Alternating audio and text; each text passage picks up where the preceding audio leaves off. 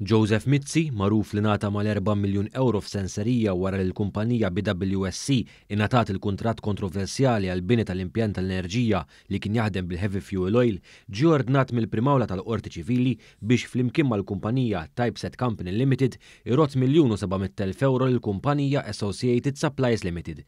Is-somma kienet stabbilita fuq provi li tresqu quddiem il-qorti bħala senserija li l-kumpanija ta' Mizzi rċeviet mill-BWSC f'kont wieħed bankarju minkejja dan l-istess qorti meskludiċ li s-somma kienet akbar minn hekk.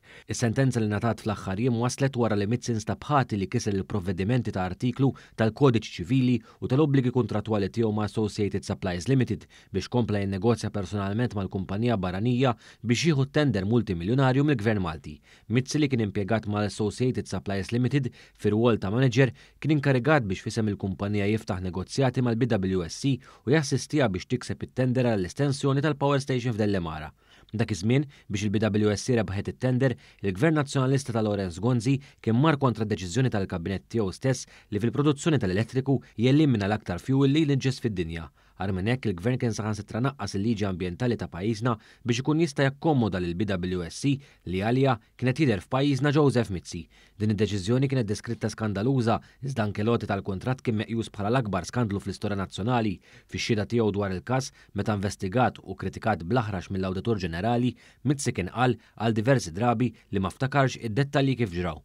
Il-kumpanija Associated Supplies Limited li magħha kien impjegat Mizzi dak iż-żmien ukoll kienet titqabbad mill-Lena Malta biex tagħtiha l-pariri. Fl-2011 resqet rikors kontra Joseph Mizzi li kien ilu impjegat tagħha bħala General Technical Manager mill-1991. Minkejja dan il-kumpanija saret taf mill-medja li wara li assenjat l rwol biex jiffaċilita l-proċess lil BWSC u temm l-impjieg magħha, Mizzi kompla jinnegozja mal-kumpanija Daniża personalment b'abbuż tal-kuntratt li kellu.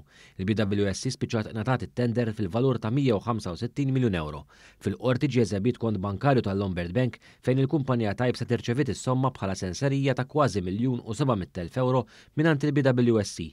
Minkejja dan il-qorti temmen li ħlas tal-commissions kien akbar anke meħud kont tar-rati li kienu qegħdin jiġu diskussi bejn il-kumpanija Associated Supplies Limited u l-BWSC fl-ewwel lok għal daqstant staqsit fejn se tagħmar ammont ieħor ta' flus.